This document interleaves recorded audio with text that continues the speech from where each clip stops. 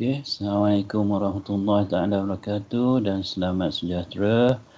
Hari ini kita akan teruskan dengan lecture kita pada minggu ke-7.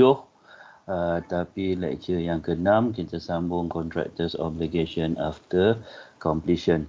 Okay, saya tahu ramai daripada you tengah busy untuk menyiapkan you punya interim report. This is part 5. Kena hantar hari Jumaat ni kepada supervisor masing-masing. Okay, good luck untuk yang itu. Kalau yang mana anda saya pukul 12 sharp the latest masa untuk menghantarnya. Hantar pakai email atau WhatsApp pun tak apa. Okay, no problem. Okay, itu untuk saya punya lah. Untuk yang lain tu, yang anda SB lain tu, you liaise dengan masing-masing punya SB. Okay, terima kasih kerana mendengar juga lecture ni walaupun you tengah busy finalizing all your report. Okay, untuk interim tu. Okay, dissertation. Okay, kita tak nak buang masa untuk you all, kerana lepas ni bolehlah you all sambung buat interim report you. Okay, kita teruskan dengan pembelajaran kita. Hari ni dia punya clauses dia tak banyak, dia sikit je. Dua-dua PEM form, PW form, PWD form, dua-dua dia punya clauses tak banyak untuk hari ni. Okay. Basically kita cerita pasal contractors obligation after completion. Last 2 weeks rasanya kita dah cerita pasal practical completion. Dalam practical completion, apa yang kita nyatakan dalam practical completion adalah selepas sahaja CPC keluar, maka defects liability period akan bermula. Okay. Dan dalam defects liability period hanya ada apa yang kita panggil minor defects. Okay. Defects yang kecil-kecil. Sementara CPC dikeluarkan kerana semua perkara utama yang mengikut kontrak telah berlaku dan klien boleh menduduki premise tersebut, okay, bangunan tersebut. Okay, maka itu yang kita panggil certificate of practical completion. Okay, this week kita akan tengok selepas CPC dikeluar iaitu defects, okay, yang minor defects yang kita akan cerita. Okay, iaitu yang contractors obligation. Okay, mengikut kalau yang lecture note yang saya dah bagi hari itu, kita masih lagi mengikut apa yang Jacob Fong buat. Dia adalah penulis buku Construction Contract Dictionary.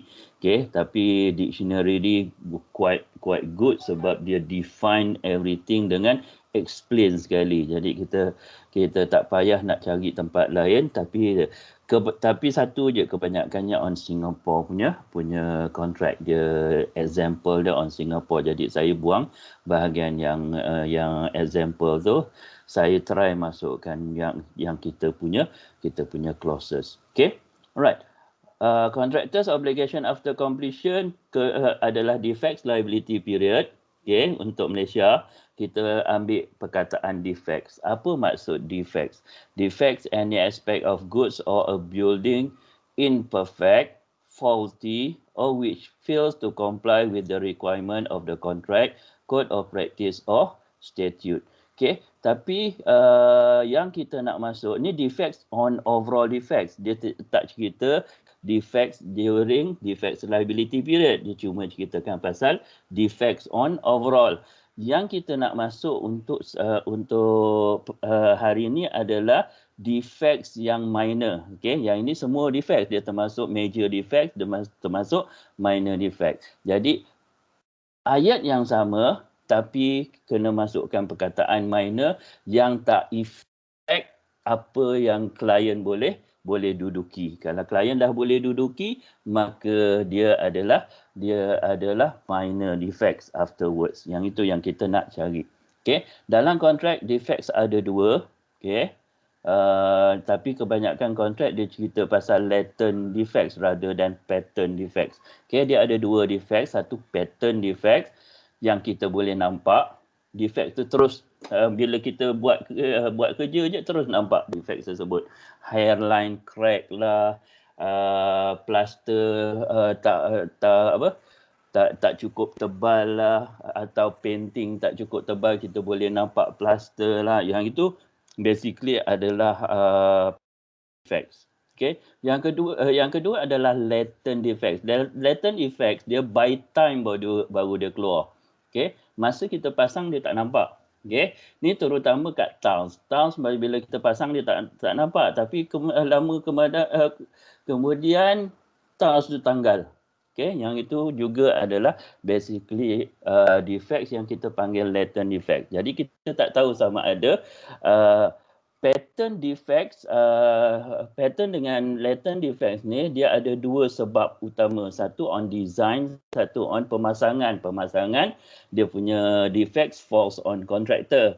Tapi kalau kita cakap pasal design is falls on the designer. Okay, jadi designer tu masa dia design dia tak ikut specification material tersebut, dia gunakan dia just pasang, just lukis, tak mengikut specification macam mana patutnya didesignkan.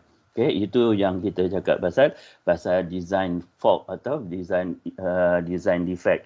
Okay, lepas tu kita ada installation defects, yang itu adalah on contractor. Kedua-dua ada pattern atau latent. Yang itu yang menyebabkan kebanyakannya kita ada isu dalam cases, okay, law cases berkenaan dengan benda-benda tu. Okay, kat Singapura, okay, kat Singapura dengan US dan sebagainya, dia tak panggil defects liability period. Kita pakai defects liability period. Dia pakai maintenance period. Okay, dalam benda yang sama, perkara yang sama, maintenance period atau defects liability period. Defects liability period kat Malaysia kebanyakannya 12 bulan, bukan 12 tahun, 12 bulan. Okay, tapi ada yang buat 18 bulan, ada yang buat 24 bulan, ada yang buat seingat saya Siti Alam pernah buat 36 bulan, 3 tahun dia punya defects liability period. Apa yang saya nak cakap kat sini adalah defects liability period kita tak payah nak buat apa-apa. Defects liability period basically kita tak payah nak buat apa-apa. Ini adalah masa untuk defects tu mengeluarkan diri dia. Itu ayat saya. Kalau you nak gunakan, you gunakanlah. Itu ayat saya. Defects liability period kita tak payah nak buat apa-apa. Kita just tunggu sahaja selama period tersebut. Lepas tu tunggu sama ada defects ada keluar ke tak. Lepas daripada tu baru kita punya action. Okay, kita punya actions kemudian daripada tu. Okay, maintenance period pula, kalau nama dia maintenance period ni Singapore punya, kebanyakannya ada defects kita kena betulkan. Ada defects kita kena betulkan. Ada defects kita punya kena betulkan. Okay? Itu adalah maintenance period. Tapi saya tak tahu, saya tak go into detail apa yang Singapore punya kontrak cakap. Okay, tu pada saya perbezaan antara defects liability period dengan maintenance period adalah benda tu. Tapi kalau kita tengok betul-betul construction, dia benda yang sama. Okay, dia punya liability adalah untuk kontraktor membaiki bila masa ada sesuatu kontrak. Okay, jadi kita akan tengok in detail apa yang ada dalam kontrak kita. Okay, kita punya. Okay, yang lain-lain ni semua maintenance period ni you boleh baca sendiri. Yang saya nak beritahu, dia cerita in detail apa dia latent defects. Okay, saya dah cerita tadi lebih kurang. Lepas tu dia cerita apa yang dimaksudkan dengan pattern defects. Okay, itu saya pun dah cerita. Jadi bila kita cakap pasal defects, kita akan cerita pasal period dia. Apa period dia? Dalam construction contract kita cuma 12 bulan. Kat Singapura dia kata 6 hingga 18 bulan dia tulis kat sini. 6 hingga 18 bulan kalau di Singapura. Di Malaysia biasanya 12 bulan, tapi kalau kita nak ubah yang 12 bulan, kita pergi ke appendix, kita tulislah berapa banyak yang klien nak untuk dia punya defects liability period. Okey. Alright, kita masuk ke lepas tu dia akan you kena tahu apa maksud latent defects, apa maksud patent defects. Pasal D is the dua defect, dan you kena tahu during defects liability period cuma minor defects saja yang kita akan check. Okay, kita akan suruh kontraktor betulkan, sebab kita dah keluarkan CPC. Bila keluarkan CPC bermaksud klien dah boleh safely duduk dan menggunakan segala services yang ada dalam premise tersebut. Okay, itu yang kita nak kena tahu. Okay, 48. Okay, clause 48 adalah clause dalam PWD berkenaan dengan defects liability, berkenaan dengan defects contractors obligation after completion. Okay, minta maaf. Okay, lambat sikit. Okay, dia kata kat sini, ni dia punya cerita kat atas. At any time during defects liability period, here in if non-stated 12 bulan ni yang saya cakap, any defects, imperfections whatsoever or material good whatsoever dalam kontrak, dia kata yang ini you kena zoom in. Maksud kat sini hanya untuk minor defects, it's not major. Kalau major, something wrong somewhere, kita nak kena check. Ini yang isu akan keluar dalam mahkamah, yang mana satu silap, adakah silap SO, sebab SO dah keluarkan CPC tapi still ada major defects. Yang itu cerita lain. Okay, yang ini yang kita nak cakapkan yang minor defects. Okay, jadi SO shall issue written instruction to the contractor to make good such defect imperfection. Okay, nanti kita tengok yang kedua. Yang ini adalah A.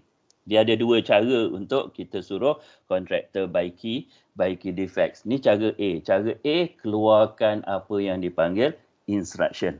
Okay, jadi dia ada dua cara. Dalam PWD ada dua cara nak keluarkan, nak suruh baiki. Yang ini kita nak suruh kontraktor baiki dengan cepat. Okay, nak suruh baiki dengan cepat, keluarkan instruction. Sebab bila keluarkan instruction, written instruction kalau oral instruction, kontraktor tak perlu nak baiki dengan cepat. Written instruction, kontraktor kena baiki dengan cepat. Terutamanya any defects kat sini, yang mana kontraktor boleh terpaksa, dia punya duty adalah bila ada instruction kena buat. Okay, yang ini cerita asal yang saya dah cerita, date of possession, contract period, keluar jet CPC, maka defects liability period akan bermula.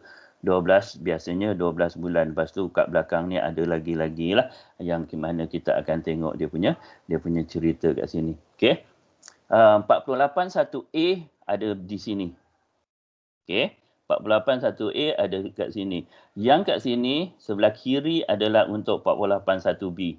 481A cuma ada di sebelah kanan. Ni kena ingat patutnya saya tulis kat sini clause 481B, clause 481A. Jadi you boleh nampak perbezaan dari segi apa clause tu mahu.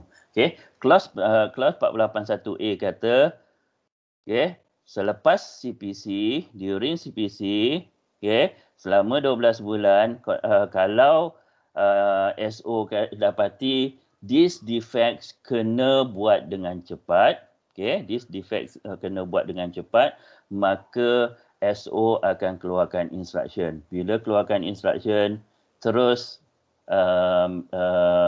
kontraktor kena baiki. Okey, termasuk selepas daripada defects liability period. Tapi bila selepas defects liability period, hanya satu lagi instruction yang boleh dikeluarkan, tak boleh banyak. Okey, pasal dia dah habis masa defects liability period. Okey, bila habis defects liability period cuma ada satu. Yang satu ni adalah basically sama juga yang 481B yang kita akan cerita kemudian. Okey. Right, yang ini adalah basically sama dengan yang kanan.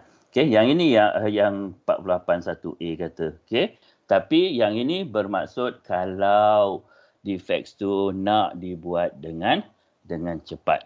Okay, tapi kalau defects tu kita cakap kita boleh tunggu sampai habisnya defects liability period, kita nak kumpulkan segala defects yang ada, lepas tu kita akan minta kontraktor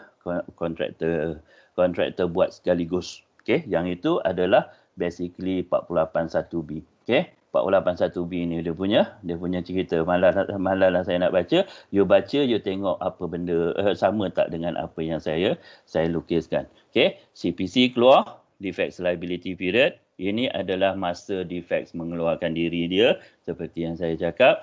End of the LP, maka bermulanya apa yang dipanggil schedule of defects kena keluar. Dalam masa 14 hari, selepas tamatnya defects liability period, DLP, defects liability period, maka SO kena keluarkan apa yang dipanggil schedule of defects. This is the listing. List of all the defects. Yang ini kena buat inspection kat site lah. Tu yang dia tulis kat sini. Kena ada inspection. Kontraktor pun kadang-kadang pergi sama during the inspection. Jadi dia kena inspect, lepas tu dia akan catatkan, lepas tu dia keluarkan satu written schedule of defects atau kita panggil defect listing. Okay, defect listing. Okay, dalam masa 14 hari. Dalam masa 14 hari kalau dia buat masa ke-10, startnya 3 bulan ni adalah masa yang ke-10.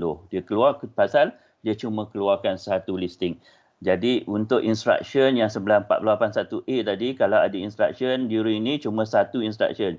Jadi kalau dia keluar awal, maknanya dia tak boleh keluarkan instruction lagi. Okay, that is the last. Okay, pasal yang ini as good as schedule of defect. Schedule of defect cuma sekali.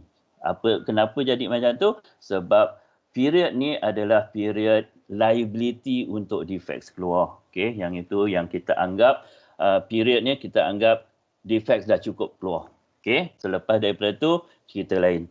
Okay, dia banyak isu dia.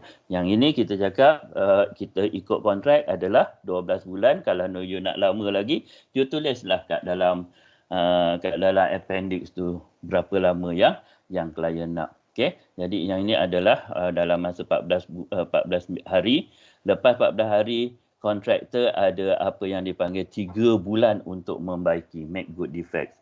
Membaiki ada dalam masa 3 bulan, lebih cepat lebih bagus. Kalau dah SO dah satisfy, maka keluarnya lah Certificate of Completion of Making Good Defects, CCMGD. Okay, kalau private dia CMGD je, kalau public dia CCMGD. Okay, jadi itu yang 48.2 kata, if the contractor shall fail to comply with either clause 48A atau 48B within the time so specified, the material or work affected make good such manner, including on cost charges, calculated percentage ni cakap, failing recover, to the contractor under this contract and failing such which such cost shall be recovered from the performance bond or debt.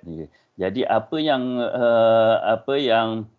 48.2 kata, basically SO mungkin akan membuat sesuatu terhadap defects yang kalau during ni, okay, bila dah keluarnya schedule of defects yang ini ataupun instruction ni keluar ni, okay, kalau ada instruction ni dia kena baiki, tapi kalau dia tak baiki juga, okay, making good defect dalam making good defects atau selepas instruction ni keluar dia tak baiki, maka SO boleh buat sesuatu dan cost terhadap sesuatu yang dia nak buat tu adalah basically diambil daripada itu yang on cost charges tersebut mungkin dia akan ambil daripada 3 tempat. Okay, satu kat sini dia kata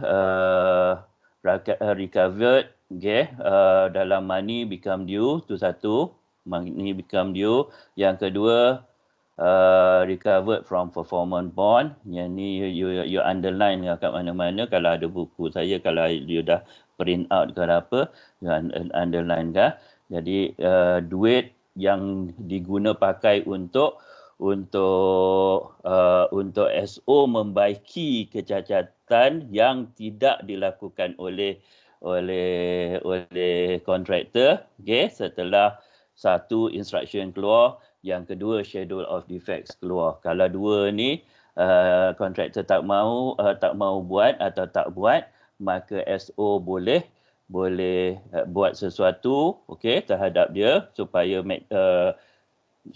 supaya defects tu dia make good juga. Lepas tu duit tersebut dia akan tolak daripada money payment. Kalau money payment ni biasanya dalam final account, dia akan tolak dalam final account.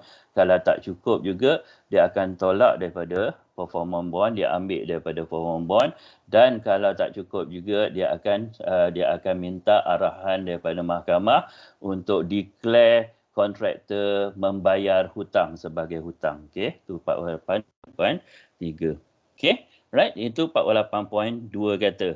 Walau macam mana pun, biasanya SO akan try untuk solve defects yang dia require untuk dibaiki. 48.2 kata. Okey, 48.3 kata, okey, if any defect whatever in the opinion it shall be impracticable or inconvenient to have contractor to remedy the same, the SO shall ascertain the diminution in the value of work due to existence of defects. The amount of such diminution shall be recoverable. Yang ini 48.3 kata, okay, 48.3 kata, defects ni mungkin tak praktikal untuk dibaiki. Okay, jadi dia biar je. Okay, tapi bila dia biar tu, dia ada cost dia lah. Pasal cost dia adalah cost tak perfect. Kontraktor buat tak betul ke apa, tapi dia biar. Jadi mungkin akan datang klien akan nak juga buat sesuatu dengan dia, tapi bukan sekarang. Dia buat, jadi dia akan buat estimate on the value of that tak siapnya atau tak perfect ataupun defect tersebut. Dia akan value, dan value tu dia akan biasanya recover daripada performance bond. Itu yang dia kata recover daripada performance bond. Okay, alright. 48.4, when the opinion of SO, the contractor has made good defects, okay, baru keluarkan CCMGD. Jadi habislah. Yang ini kalau dia kata semua kontraktor dah siap buat dia punya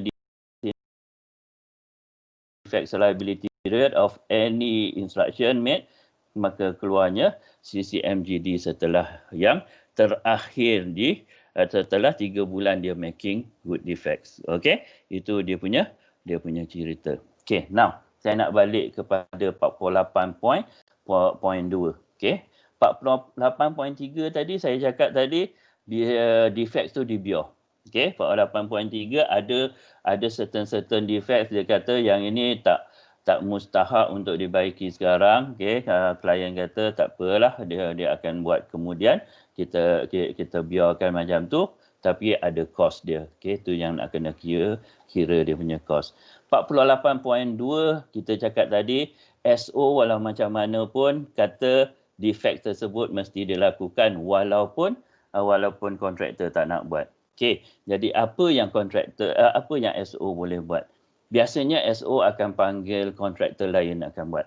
Okay, bila SO panggil kontraktor lain, dia ada cost dia. Okay, ataupun SO buat sendirilah, dia panggil dia punya labor dia sikit-sikit, dia buat suruh buat, dia ada dia punya cost dia, cost nak bayar labor lah something, material supply ke apa, something dia akan campurkan kat situ, termasuk any profit and profit untuknya. Okay, lepas tu dia buatlah, lepas tu overall cost dia akan tolak daripada yang 3 saya cakap tadi. Yang kedua, dia panggil kontraktor lain. Okay, kontraktor lain akan bagi costing untuk membaiki. Okay, termasuk dia punya profit dan any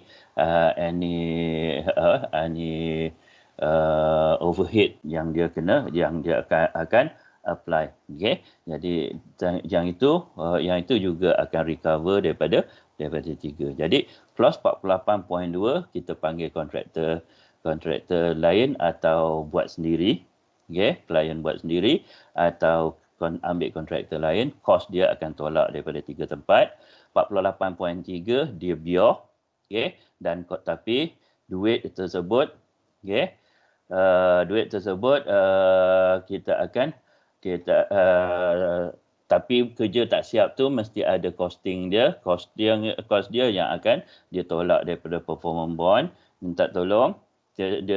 Yang kita nampak yang last kali performance bond, tapi ada juga tulis kat sini contractor as debt due. Jadi sama ada guna performance bond ataupun 3 juga. Okay, debt due maknanya debt adalah hutang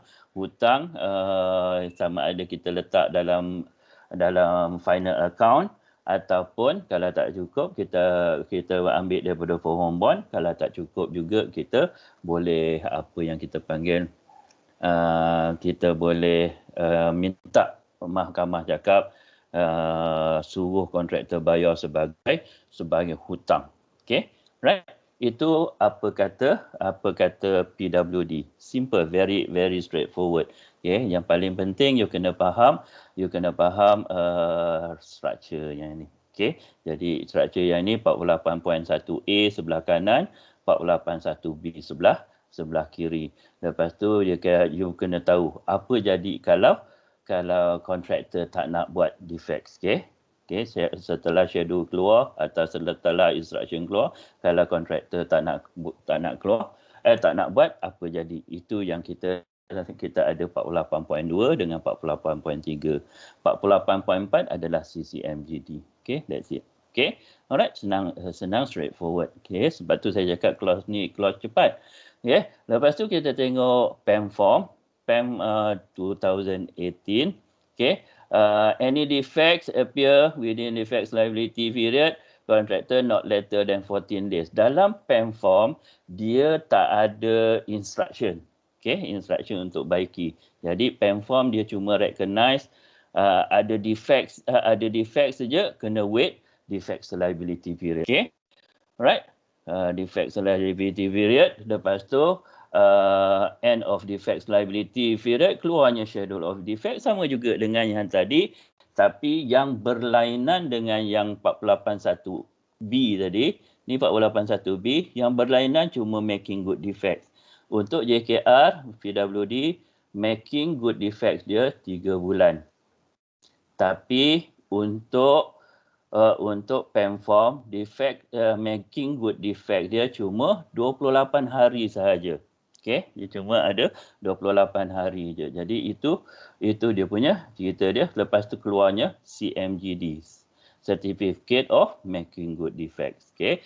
Lepas tu kalau dia tulis kat sini, kalau contractor fails to attend the defects, okey, 28 hari, 14 hari ni semua dah ada. If the contractor fails macam 482 dengan 483, okay, employer may without prejudice to any other right remedies possess the contract, employ and pay. Yang ini dia direct, dia cakap dia akan employ another person untuk membaiki. All costs should be set off. Okay, dia cerita kat sini adalah set off. Set off ni biasanya dia tolak daripada payment. Set off kat sini bermaksud dia tolak daripada payment. Payment kat sini adalah final account basically. Pasal all the payment dah ada, tapi you kena ingat dalam PAM form dia ada retention fund. Okay, dalam PWD dia tak ada retention fund, dia ada cuma performance bond. Dalam PAM form dia ada retention fund. Jadi retention fund tu akan dibayar mengikut style. Kita belum masuk dalam retention fund, tapi saya ceritakan secara am dia. Retention fund tu dibayar balik kepada klien, kepada kontraktor mengikut apa yang kita panggil interim certificate. Okay, yang itu dia biasanya dia 2 kali retention fund tu akan dibayar. Satu setelah CPC, okay. setelah CVC keluar, okey, dalam masa beberapa hari setelah CVC keluar, okey. Yang kedua beberapa hari setelah CMGD keluar. Okey. Kat sinilah yang dia akan set off. Okey, payment kat sini pun dia boleh set off daripada tu pasal dia macam interim payment. Dia panggil penultimate payment. Okey, tapi nanti kita tengoklah dalam masa kita belajar retention fund nanti. Okey, kita akan tengok benda perkataan-perkataan ni. Okey, tapi dia setelah CMGD keluar, dia akan keluarkan satu sebelum final account dia akan keluarkan untuk release separuh daripada retention fund. Yang ini kat sini selepas CPC dia akan keluar another separuh daripada retention fund. Okey, jadi kalau tak cukup juga, kalau tak cukup juga dia akan ambil itu yang dia akan minta daripada kontraktor untuk bayar sebagai hutang. Okey, since PAM 2018 dia dah ada performance bond. Dulu masa PAM sebelum PAM 2006, PAM 1998, dulu dia tak ada performance bond. Okey, PAM 2006 dan PAM 2018 dia ada performance bond. Jadi dia seperti juga apa yang kita panggil seperti juga macam nak cakap apa aku ni, sebelum macam PWD. Okey, kita boleh tolak dalam 3 tempat. Sama ada kita tolak, kita set off ni, sama ada kita tolak daripada payment due. Yang kedua, kita ambil daripada performance bond, dan yang ketiga kita boleh minta mahkamah untuk arahkan kontraktor membayar sebagai hutang. Okey, 15.5 dalam PAM clause 15 adalah clause yang berkenaan dengan completion. Okey, dia untuk contractor obligation after completion atau defect, dia start daripada 15.4. Yang atas tu completion lah. Okey, 15.4, 15.5. Notwithstanding clause 15, the architect may at any time during the issue architect instruction requiring any critical. Okay, now sekarang ni kita cakap dari sini, basically dia akan jadi sama juga dengan yang ini. Okay, instruction at any time during defects liability period, dia keluarkan 48 pula aku ni. 15.5 kata juga AI boleh keluarkan, arkitek juga boleh keluarkan instruction, tapi yang ini hanyalah untuk critical defects. Okey, making good dengan cepat. Okey, jadi critical defects ni tak ada tempat yang lain. Okey, dia cuma untuk contractor's own cost, dia kena bayar contractor on cost. Kalau tak cukup, kita akan gunakan set off macam juga yang tadi. Okey. Alright, lepas tu last kali 15.6. Jadi bila kita cakap pasal 15.5 ni, kita cakap pasal macam 48.1A. Okey, tapi 48.1A dia cakap dulu pasal dia keluar 48.1A dulu, baru 48.1B. Macam PAM dia keluar 48.1B juga dulu. Okey, dia keluarkan yang sebelah kiri ni lebih utama daripada yang sebelah kanan. Okey, jadi macam 48.1A dia kata any defects kat sini yang nak dibuat dengan cepat. Okey, yang ini adalah kalau tidak cepat.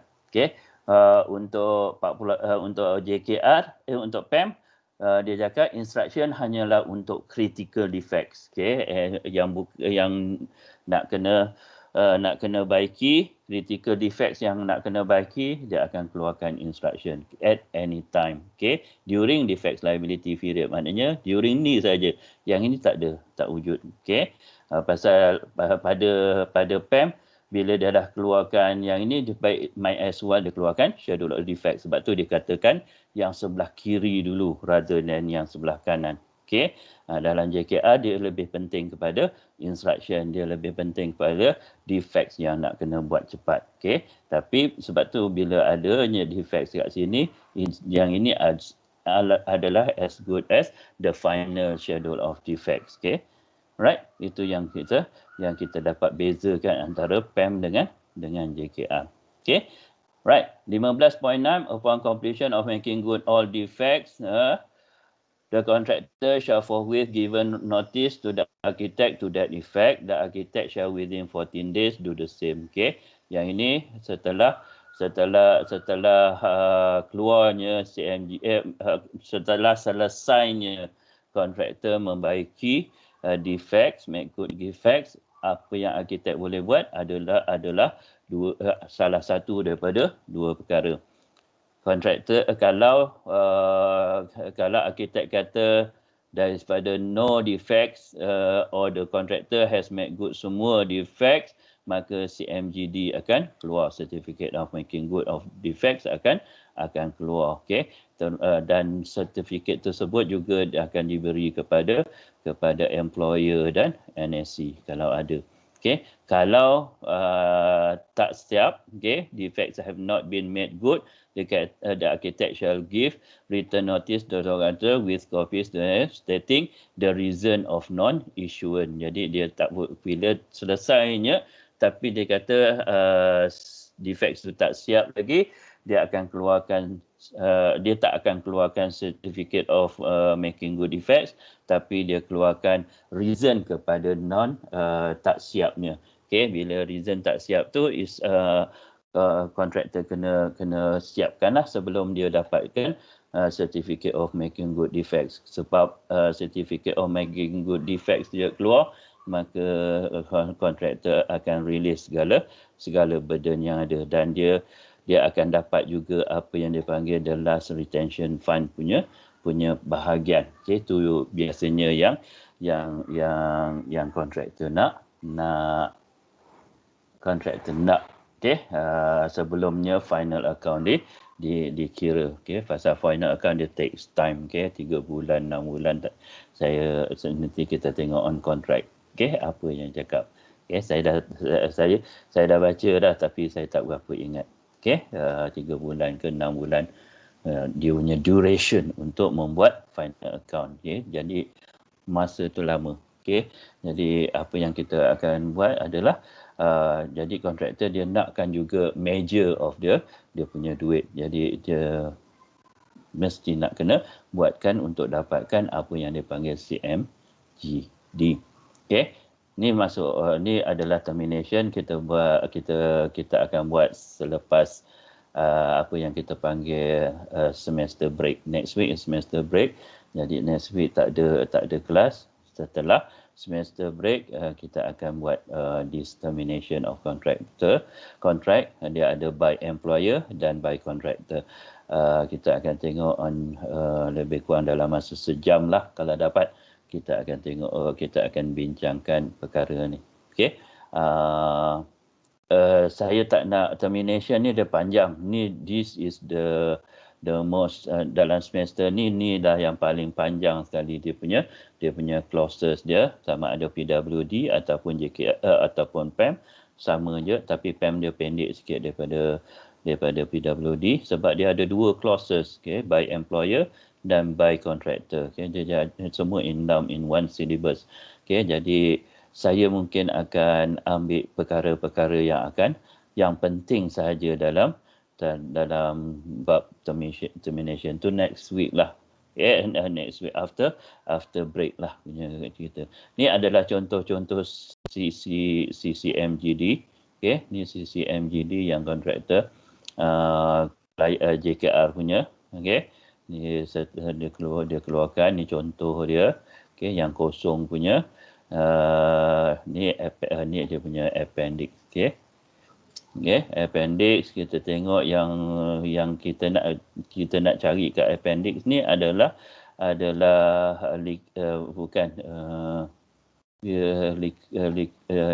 defects liability period. Dia ada tulis tak? Ni dia. Okay, defect 48.1A. Defects liability period, kalau you tak nak you tak ada tulis apa-apa kat sini, bermaksud dia 12 bulan. Okey, kalau you tulis kat sini 18 bulan, you 18 bulan lah. Okey, tu dia punya cerita. Yang ini yang kita cerita pasal on cost charges, yang ni 10% ni. Okey, saya pun tak berapa pasti apa sebab JKR letak yang itu. Okey, dia macam dia pasal on cost charges ni dia letak seperti mana performance bond is 5% limit. Okey, jadi kita tak nak dah lebih daripada tu. Okey, 5% limit dia punya harga dia. Okey, yang ini juga adalah yang kita nak cari ni PWD, kita nak cari duration kalau ada. Atas sekali 15.4 atas sekali. Yang ini if non stated juga 12 bulan, sama juga dengan JKR punya. Kalau tak, you tulislah kat sini berapa bulan yang ada. Okey, dah habis. Okey, habis berkaitan dengan tu. Okey, 40 minit saya cerita. Okey.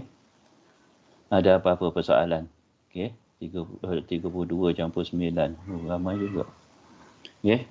Pasal saya tak expect ramai sebab nak buat apa yang kita panggil interim report. Okey, akhir minggu ni. Okey, ada yang tengah kelang kabut lagi. Ada yang masih lagi tanya objektif macam mana, tanya literature review macam mana nak buat, masih ada lagi yang pening kepala, data tak cukup, metodologi macam mana nak create, masih lagi ada. Saya tu yang saya tak expect hari ni ramai yang hadir, tapi alhamdulillah lah 32 campur 9, maksudnya 32 campur 9 bukan campur lagi berapa, 1, 2, 3, 4, 5, 6, 7, 8, 9, 10, 11. 32 campur 20. Okey, 52. Okey, lebih kurang 52. Alhamdulillah, boleh kata lebih daripada 2/3. Okey, daripada ni boleh kalau kita bincang dalam parlimen dah boleh unjurkan satu akta. Okey. Alright, ada apa-apa persoalan? Saya rasa tak ada ni, sebab masing-masing kepala dengan dissertation. Okey, tapi tak apa, kalau ada ke tak ada, kalau ada you boleh tanya saya WhatsApp tepi, PM tepi ataupun dalam grup. Okey, ataupun lepas semester break dalam lecture akan datang boleh juga bertanya. Okey. Jangan tanya saya lagi dalam test sebab kita belum habis termination. Bila dah habis termination baru kita akan adakan test nombor 2. Okay, jadi relax, enjoy your semester break. Okay, tapi jangan too enjoy. Saya rasa banyak kerja rumah lagi nak kena. Kerja rumah pula banyak lagi assignment yang lecturer kena kejarkan pada you. Okay, alright. Saya nak ucapkan terima kasih. Tak ada soalan apa-apa jadi saya nak ucapkan terima kasih. Tak ada? Ada satu. Apa dia? Saya nak tanya untuk yang schedule of defects, kalau PWD tu dia dikeluarkan oleh SO kan? SO keluarkan. Dia sama tarikh dengan instruction dia sekali ke atau dia keluar awal dulu? Tak ada. Schedule of defects dengan instruction ni dua perkara yang asing. Okay. Dia punya cerita adalah dua perkara yang asing. Jadi bila selepas daripada DLP kita ada tarikh masa nak keluarkan schedule tu 14 hari tu. Okay. Kalau kalau SO dia keluarkan instruction, the last instruction dia keluarkan is as good as schedule of defects. Maknanya schedule of defects tak boleh keluar dah. Dia punya word. Pasal dia adalah bila dalam tamatnya dalam tu, dia macam schedule of defects. Okay? Jadi schedule dia tak boleh keluar. Okay? might as well kalau saya jadi dia, okay, jadi dia, might as well saya keluarkan schedule of defects. Okay, sebab dibuat pun bila schedule of defects buat keluar pun kontraktor kena buat selepas schedule of defects keluar, kan? Lebih better SO keluarkan schedule of defects dia selepas tu rather than keluarkan instruction. Sebab instruction dikeluarkan sebab kita nakkan kontraktor buat dengan cepat, kan? Jadi it's as good of schedule of defects lah. Baik, might as well keluarkan schedule of defects. Jadi pasal schedule of defects keluar, kita boleh listkan apa-apa defects yang lain, yang minor-minor, yang kecil-kecil itu. Tapi kalau instruction keluar, kita tak boleh keluarkan schedule of defects pasal it's as good of schedule of defects. Okay, Bu Hari? Okay. Okay. Alright, ada apa-apa soalan lagi? Okay. Kalau tak ada, saya nak ucapkan terima kasih kerana menyediakan deria semua yang ada mendengar celoteh saya pada hari ini. Okay. Saya harap dia bermanfaat dan boleh digunakan masa sekarang, akan datang dan semasa kerja. Okay. Akhir kata saya nak ucapkan Assalamualaikum warahmatullahi wabarakatuh dan selamat sejahtera. Okay, terima kasih. Thank you. Waalaikumsalam. Thank you, sir. Terima kasih, Thank you, sir. Alright. Salam, teacher. Okay. Thank you, sir. Sama-sama.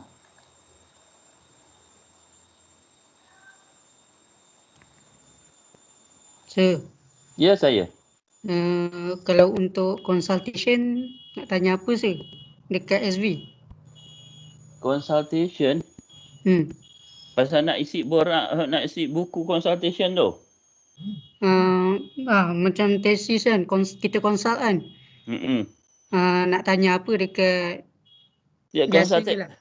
consultation tu basically apa yang kita nak buat, apa yang kita discusskan dengan SB. Biasanya macam contoh ni kita boleh tanya macam mana nak buat macam mana betul tak apa yang kita buat, kita daripada tajuk kita, betul tak kita buat LR macam ni. Okey. Lepas tu metodologi kita kena ikut macam mana. Sama ada kita buat lumkan semua objektif jadi satu method pasal strategi itu different topik, dia different dia punya strategi kita nak letak metodologi kita. Sama ada kita nak kena buat objektif satu, kita kena buat katalah questionnaire, kuantitatif. Objektif nombor 2 interview. Objektif nombor 3 daripada LR, kan? Katalah macam tu dia punya cerita, atau nombor 3 low case analysis ataupun case study. Itu adalah ikut objektif. Yang itu depend on topic, depend on objektif. Yang itu yang kita biasanya kita consult kita punya SV. Macam mana nak maneuver? Pasal SV dia kebanyakan SV dia dah master. Memang sekarang pun mesti dah ada master lah. Master dia dah melalui apa yang kita panggil dissertation yang correct. Macam mana nak buat research yang betul punya. Jadi dia tahu macam mana nak selok-belok. Kalau topik macam ni, kalau law macam ni punya cerita. Kalau project management macam ni you nak cerita, okey. Sama ada kualitatif atau kuantitatif. Kualitatif pun ada macam-macam kualitatif. Macam mana kita nak? Yang itu biasanya kita bermain-main untuk 1 2 3 ni. Untuk 1 2 3. Untuk 4 5 dia lain. Dia punya cerita lain. 4 adalah data collection dengan data analysis. Data collection dia akan depend on apa yang you dapat 1 2 3 chapter 1 2 3 ni. Okey, tapi pada saya chapter 1 2 ni pada saya lah, pada SV lain saya tak tahu. Pada saya 1 2 3 jangan terlalu rigid. Kalau 1 2 3 rigid tapi data collection tak dapat mengikut apa yang 1 2 3 punya cara, you akan stuck. Okey, you akan terduduk kadang-kadang kan, macam mana nak buat. Lepas tu takut dengan SV dan sebagainya. Kita tak boleh macam tu sebab yang paling penting adalah chapter 4 sekarang ni. Okey. chapter 1, 2, 3 adalah guideline sahaja buat masa ni. Ini yang kita nak buat akan datang untuk dapatkan objektif kita atau aims kita yang paling penting, mengikut topik.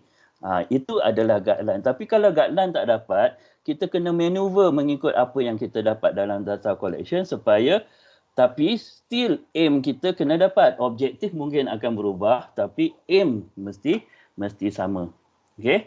Itu yang orang akan biasanya orang akan baca sama ada apa yang you cerita ni adalah mengikut topik ke tak. Yang itu yang kita nak tengok. Tapi semua depend pada chapter 4. Untuk you all, part 5, jangan fikir pasal chapter 4 dulu. You cerita pasal 1, 2, 3, iaitu apa yang you rasa yang ini bagus untuk buat. Okay?